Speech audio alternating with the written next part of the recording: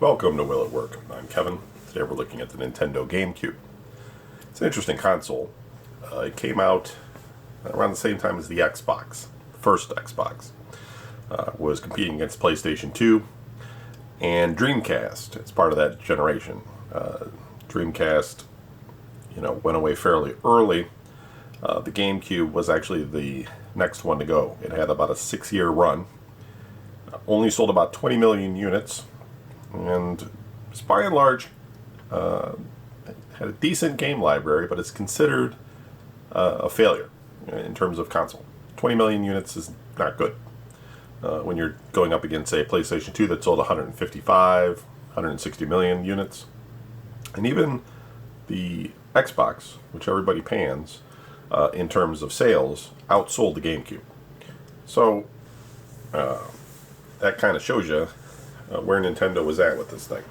What went wrong? What happened? Well, first of all, Sony, at that point in time, coming off of the original PlayStation, and the original PlayStation being such a success, had momentum. And it was just a matter of, people said, hey, my PlayStation 1 was amazing. I'm going to buy a PlayStation 2, and I'm going to stick with PlayStation 2. And a lot of people didn't feel that way coming off of, say, like the N64.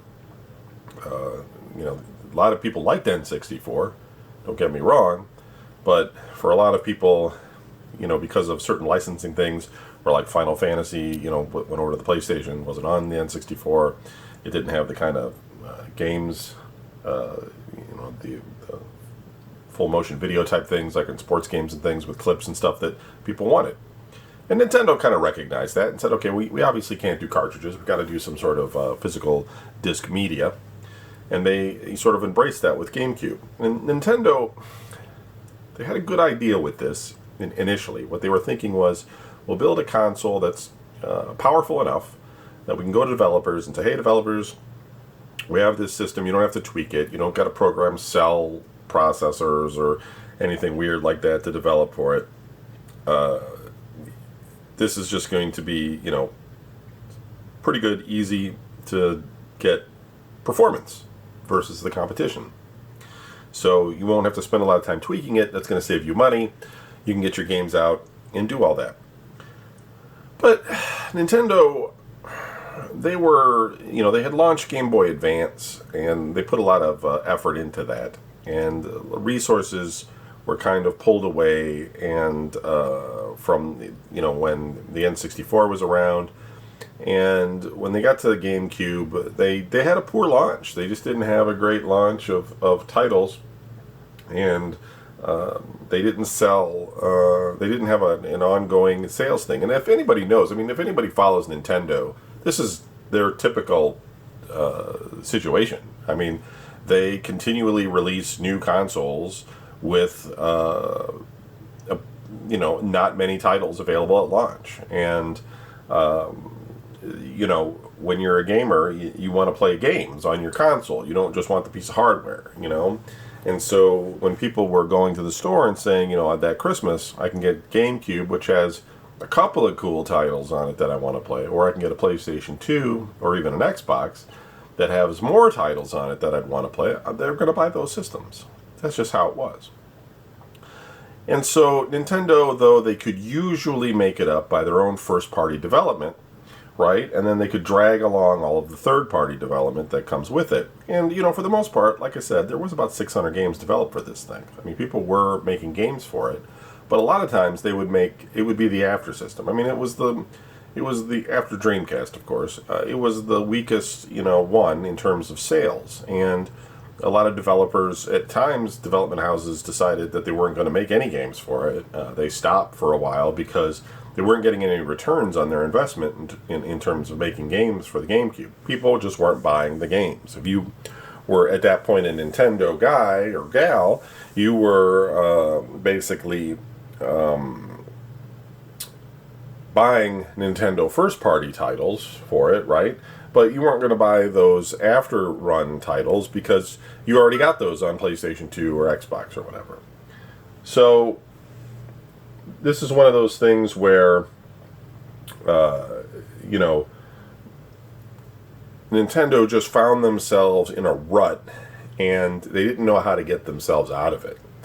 And they just couldn't catch the momentum of PlayStation. And what they did is they ended the life of the GameCube early, and went with the Wii, with the motion control. They kind of put their focus on that as the next big thing. And there, Nintendo made a good decision, because the Wii sold really well, but it did mark a change in their strategy, right?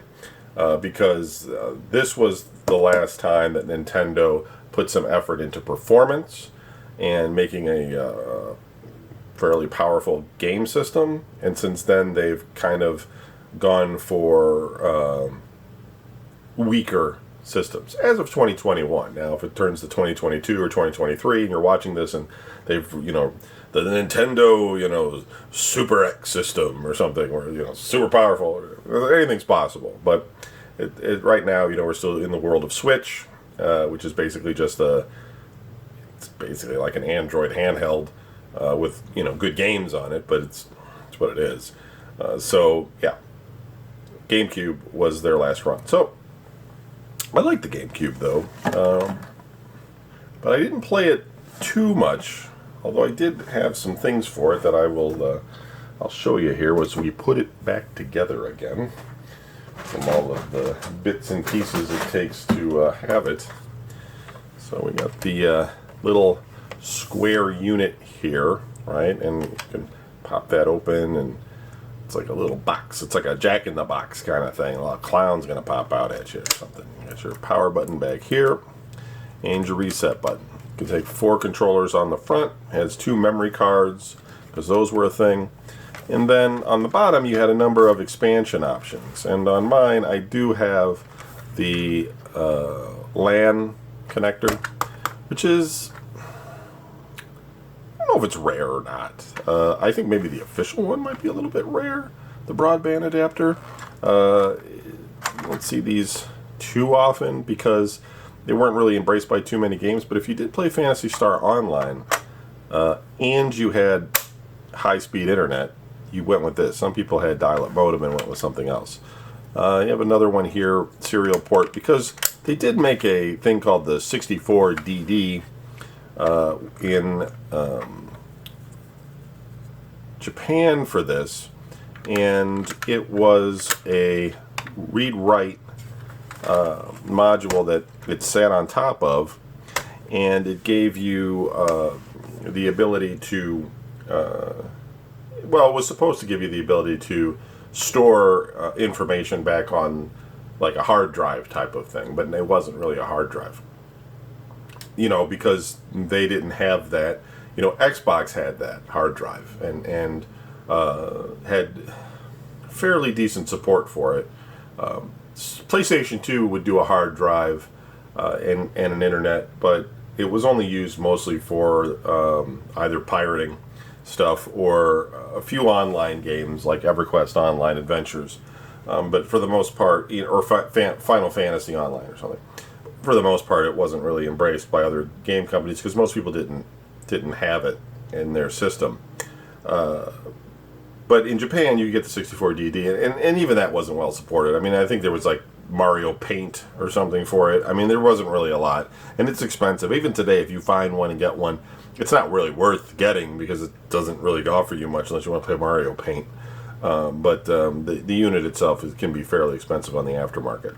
Another thing they started to do late in the system's life is they included the Game Boy Advance, Game Boy module on the bottom, so you would sit on top and you could put your Game Boy Advance cartridges in and play them on the big TV. And that has a certain amount of draw because the Game Boy Advance, as we've talked about in the past, didn't have a backlit screen, and getting it on the big screen with your local controller, that's pretty cool.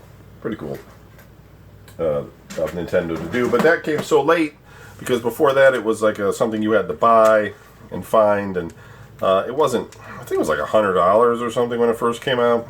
Can't really remember though. I think it eventually felt like $50 or something, and that might have been a little bit more tolerable, but I think a lot of people were just like, $50 today isn't what it was then. It was kind of, $100 was kind of expensive. So, standard, almost looks like a USB cord. Goes in there. And this is the standard controller for the GameCube. Got an analog here and a camera stick here that's also sort of analog. We got a main button, A, B, and Y, and X. This controller's not too bad. It has triggers and bumpers, or one bumper anyway, and a start, pause. But the buttons on these was a little muddy to me. There's no,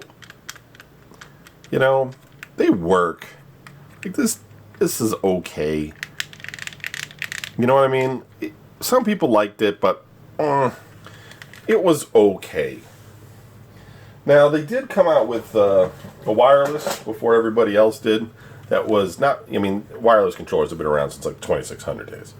But like a good wireless controller, which was the Wavebird, worked really well. And people really like this. It's the same layout and everything for the most part, other than, you got the on-off button down here and, some battery storage. But, yeah, and I think there's actually a dongle for it. I don't remember. I don't think the GameCube knows about it right out of the box. I'd have to look to see, though, if I have the dongle handy to try it. But either way, Wavebird. I used to think wireless was slower in terms of latency than wired. Like if you wanted good control in a fighting game, etc., you would want a wired controller versus a wireless controller. It's not really true. I found out a lot of things, but a wire will bring in a lot of resistance, which will slow a signal down, where wireless, avoids all that resistance and gets right in a lot quicker.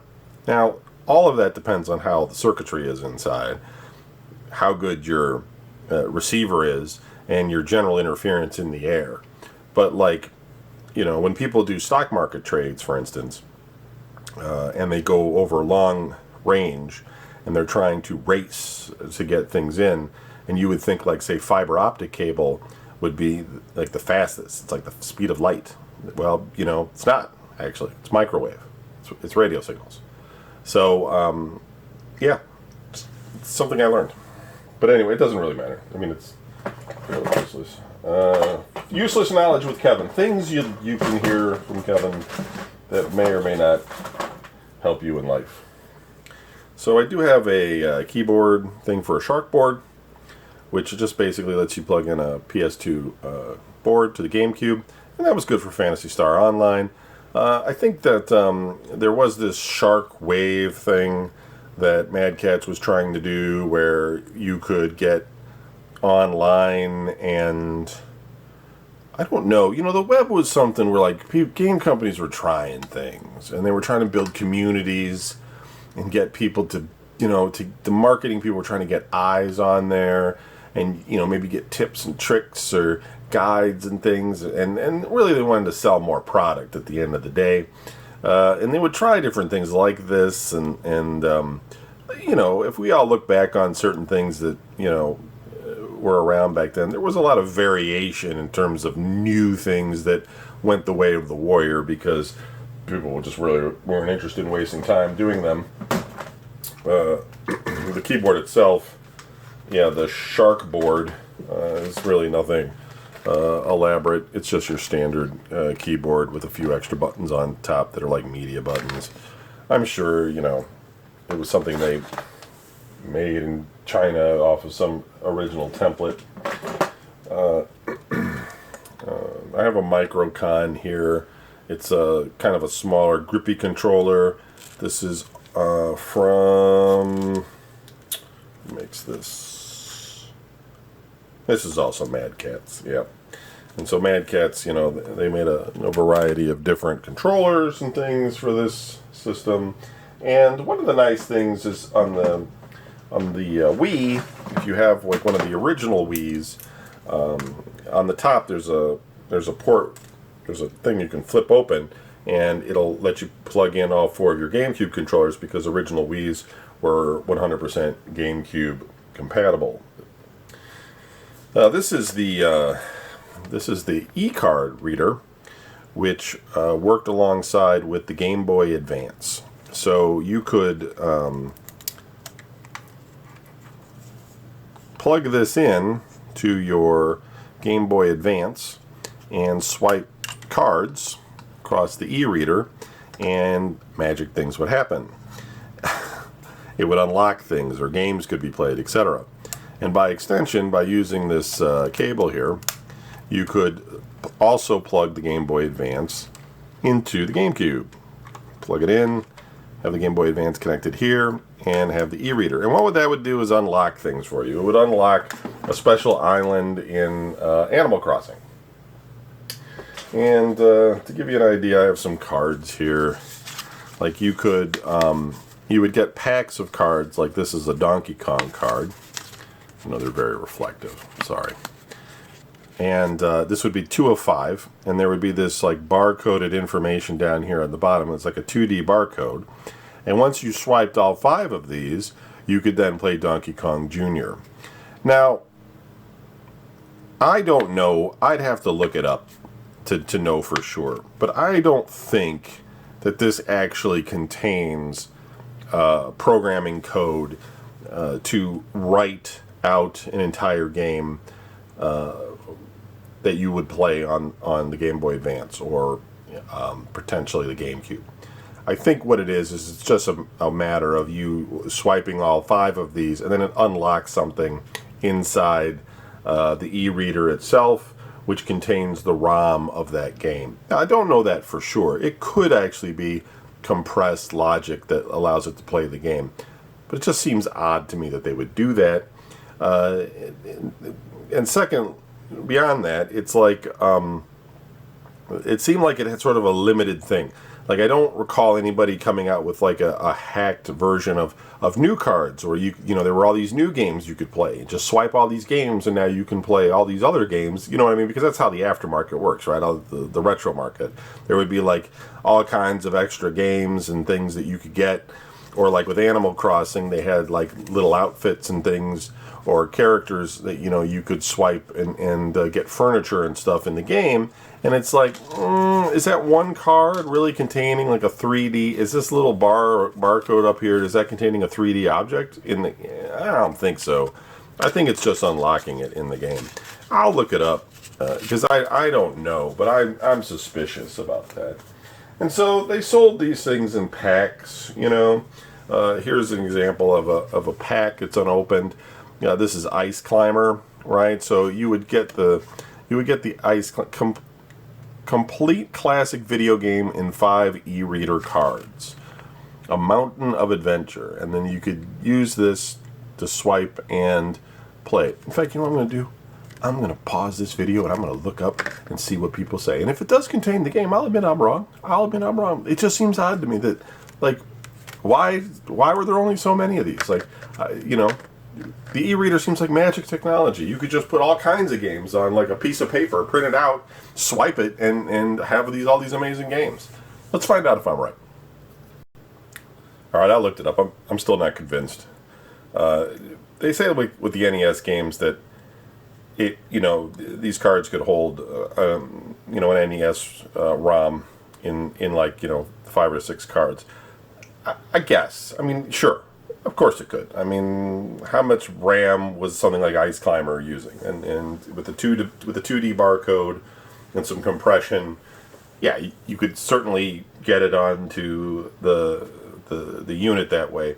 But it seems odd to me that it wasn't more hacked out. Like there was only about 10 games released for it, and that just screams suspicious to me, because while it did unlock things in other games like Animal Crossing and some of the Super Marios and things like that, it just seems like, as a gimmicky kind of thing, this thing is kind of fat. Nintendo could have easily put like a ROM chip in here that just contained, a number of Nintendo games, and the cards would just unlock them so you could play them. Apparently that's not the case. I may be wrong. Maybe I am wrong. I don't know for sure, but I think probably I'm wrong.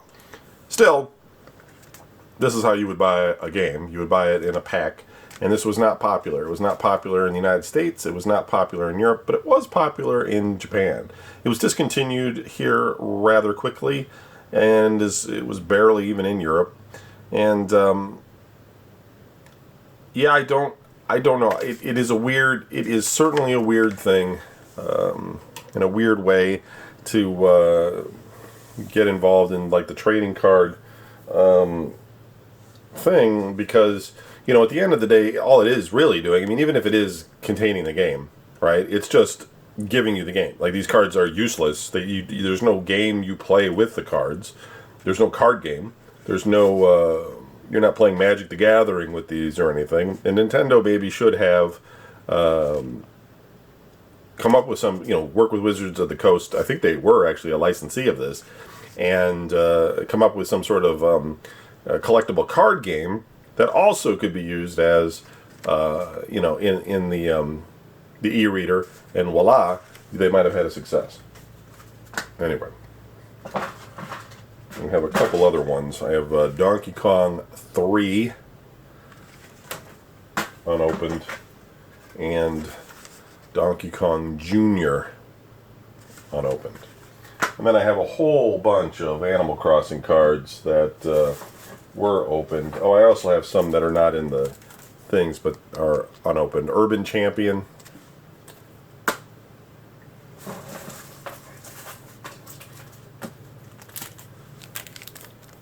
Mario Brothers. And they also had Game & Watch. And this is where I got really suspicious. Because you have this Game & Watch game, okay? Manhole. Okay, and if you look at this, okay, you see the graphics that are on the screen. And this was an LCD game, right? So these weren't really graphics. You had to, if you were going to recreate this, you would have to plot out the color codes and the art, right, into a graphical format, have a score counter, etc., into a game. And the reason I find this suspicious is because you get one swipe of this and you can play this game, right? I mean, it's got two swipes, I guess, one on top and one on the bottom, and you can recreate this game with that amount of data. And I don't know how much data that holds, but I can't think it holds that much data. So I'm very suspicious. I really still think that they were doing something where they were unlocking some of these things. Some of these things, maybe these Game & Watch things were already inside that thing. Maybe some of the other ones, like the Mario Brothers and Urban Champion, those were like running in an NES emulator, right? Running in an NES emulator, though? Like, does it... I don't know, man. It's messing me up. So we have a power brick. So it's not as thin as they make it out to be. They're like, we're going to take all the power stuff and put it in a brick. So it looks like it's actually more portable than it really is, kids. That's what we do. Trickery. Don't let us bullshit you. It's just the way of things. And then, of course, we do own comes with a composite out, but I believe I have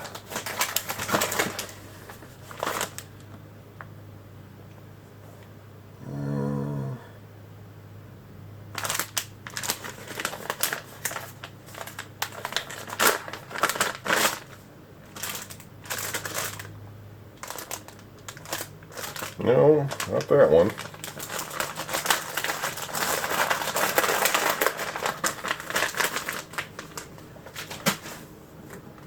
I think somewhere around here I have a HDMI converter cable for the GameCube. I'm not sure where it is at.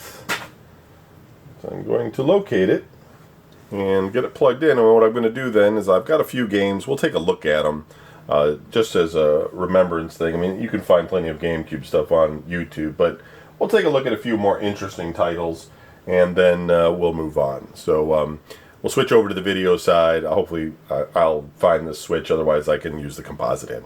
All right, here we go.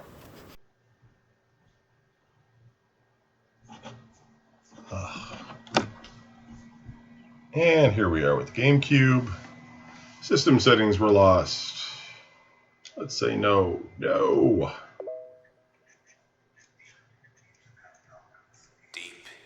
So this is I got a couple of games for the GameCube. I don't have many because I don't collect games. I think I gave a lot of them away. Some kid had a GameCube, and I'm like, "Kid, you want some games?" It's like, "Yes." But this one I kept. This is a pretty interesting. If you ever played like Amnesia: The Dark Descent or something, it's kind of along those lines. You know, this kind of came out first. I think they even patented the sanity meter thing they have in this game, where as you play, you go more and more insane, and like more like strange effects start happening. Like you start moving the opposite way of the controller, and blood starts dripping down the screen, and you start walking on the ceiling. And it just depends on how crazy you get. So it was a kind of a novel game, but it was also sort of it had its limitations to it. You know, it wasn't perfect, and so you know, people tended to be in two camps with it. Either they liked it or they didn't.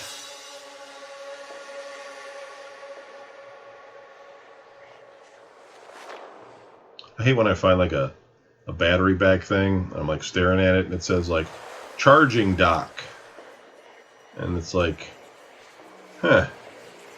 Wonder what that goes to. I mean, it goes to a charging dock. I know that, but which one? I think it's probably for the PSP. So anyway, we're getting, you know, the usual intros and things. Let's try and skip past this. I don't even know if I have a game on here. Let's see.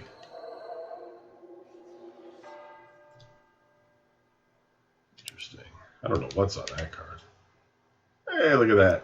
Still got one.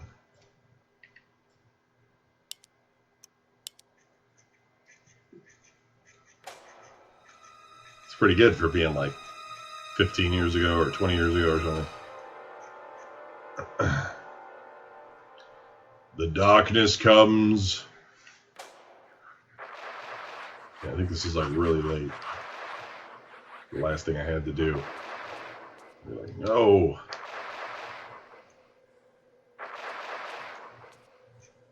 I have no idea what we're doing. We're gonna go fight like the Warlord of Death or something.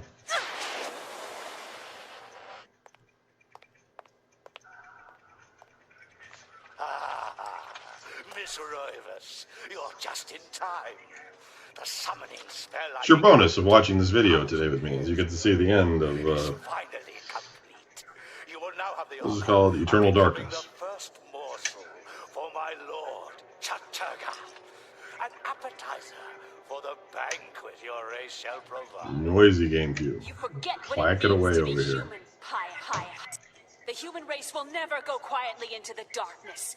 For as long as you have spent summoning your lord, people have struggled against you.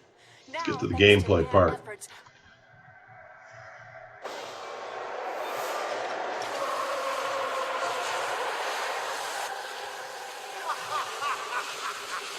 I have no idea how to play this game. This guy's gonna whip my ass in like 2 seconds.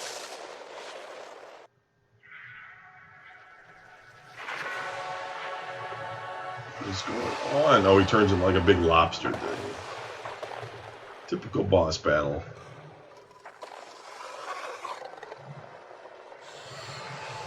Alright, let's get to the combat. These guys tried to make a Kickstarter at one time to try to make the sequel to this. They wanted like $2 million to start development, and they were charging people, like if you wanted a copy of the game, before it even came out or anything, they wanted $50 out of you. And obviously they didn't make their goal by any measure because people were like, listen, man, $50 is a stretch for something that you haven't even done yet. And you may or may not even complete, you know? And so they went on to do other things and never made the sequel to this, and it's just as well.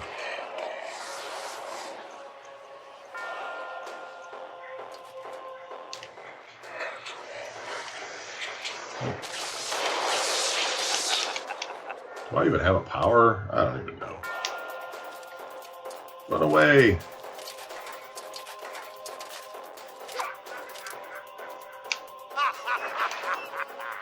Okay, run. Okay, there's run. Oh. B is reload. Running. Reload what? Is there like some sort of like arrows or something I've got to pick up? I don't see anything. Look out. Oh, I can do that.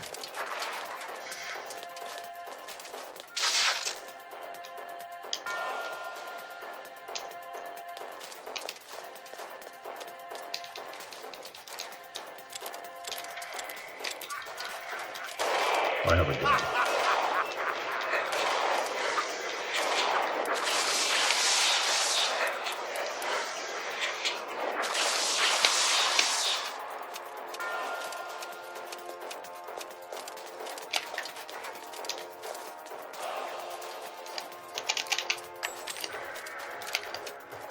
Run! Run from the guy who can't run. Aim and shoot. Really? That's it? That's it for the bullets? Is there like a way to change guns or something?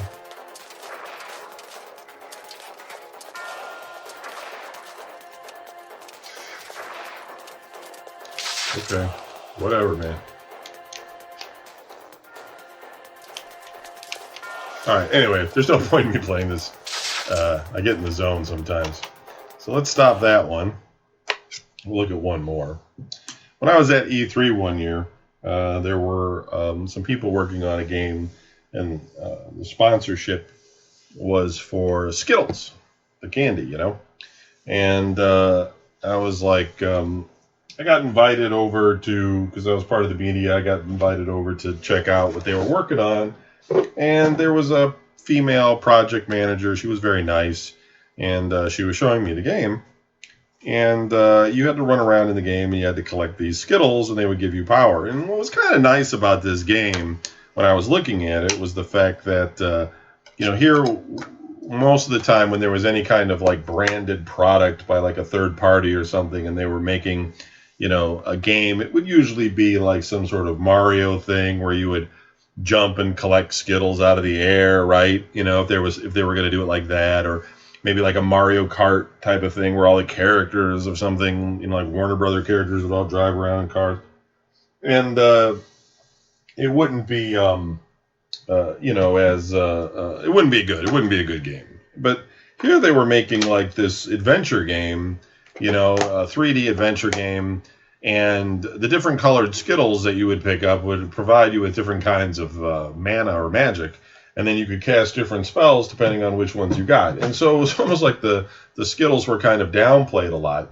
And I don't know like what happened there in terms of the licensing, but the game was eventually released as Darkened Sky. And I don't know if there's actually any Skittles in the game itself, because I have not played it, but I did pick up a copy of it used at one time, and this is it. So let's kill the power and turn it back on, and let's see if it works. I've never tried it.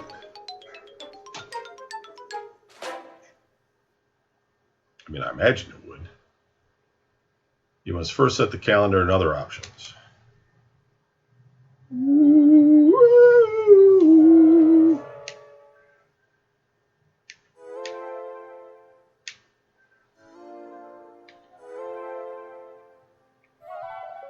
Sure, it's 2063. What's wrong with that? That looks right to me.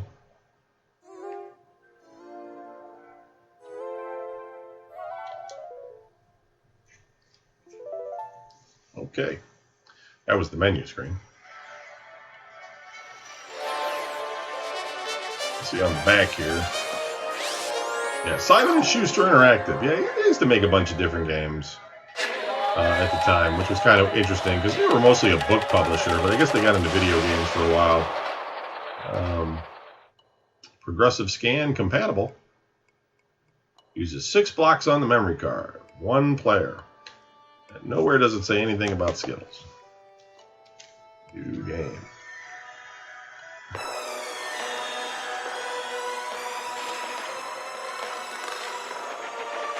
But you can kind of see, like, with 5 different colors, 5 different flavors, right? I may be the only person that has this knowledge of this. I don't know. Obviously, the people that worked on it have the knowledge that at one time this was about Skittles. To you, Mother, wherever you may be, in this world or the next. I'm fine today, Mom. Sick of hurting Twentles, but fine. One of Necroth's lackeys tried to make me salute, but I kicked him in the... Well, he'll be gibbering insanely. His mouth actually moves with the words. That's a first. I miss you, as always. Where are you? For this era. Why didn't you return from that voyage? What's the All right, let's meaning move of this on. talisman you left me? I mean, maybe the people from the Skittles company were like, "Oh, I don't know how this is helping our brand. This seems real satanic. We're not going to go ahead with it." And they said, "All right, well, we'll just release it as Darkened Sky." Now, see on the left, you see how there's like an orange Skittle with an S? See what I'm saying? It's a Skittles game. Doesn't say that anywhere. It's totally a Skittles game. And let's look around. A rune mine!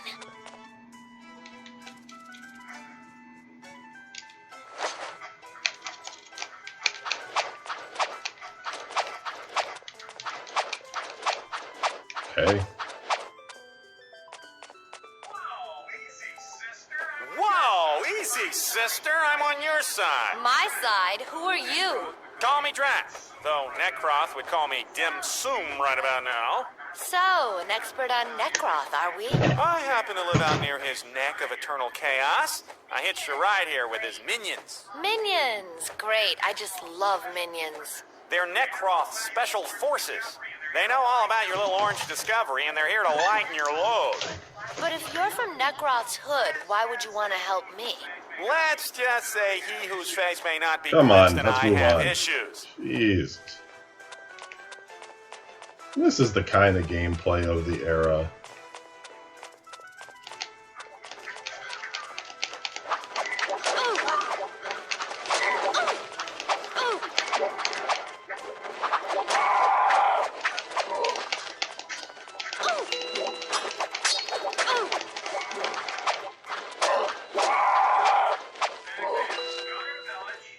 Okay, now, go to the village. Move find on. the old We woman need the named wisecracking Janet. guy. Now, can I do something with this flower here?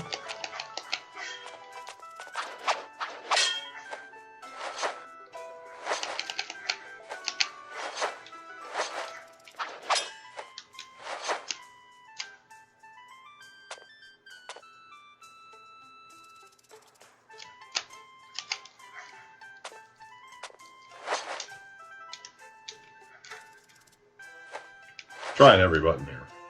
Apparently not.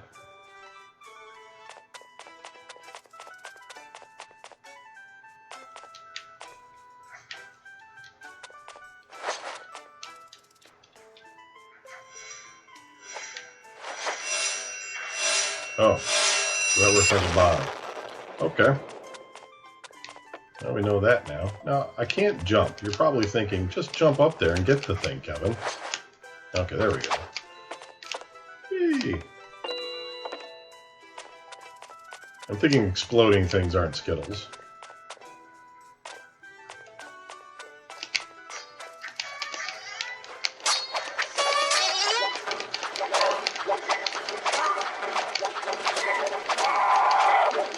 Most early video games are not really good at dealing with you if you strafed.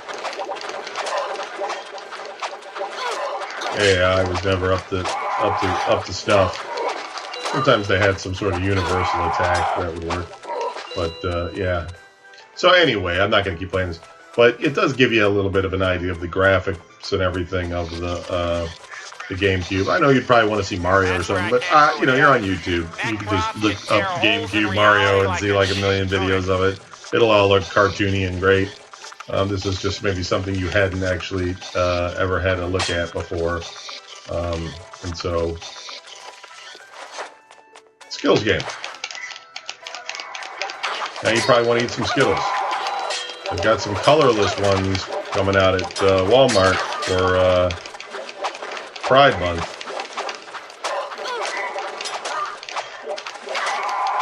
You would think that you would want on Pride Month the rainbow, but they're like, there's only one rainbow that matters. It's like, well, that's maybe, or maybe it's just, this is just an easy way for you to save money by not having to spend any money on coloring, right? Right? Am I right? All right, anyway, that's the GameCube. Still works. It's a keeper. Just has a kind of an unfortunate history. It's being another one of those really capable systems that just got rolled over by the behemoth that is Sony. Soon we shall look at the PlayStation 2 and PlayStation. So keep watching. More videos to come. Have a good one.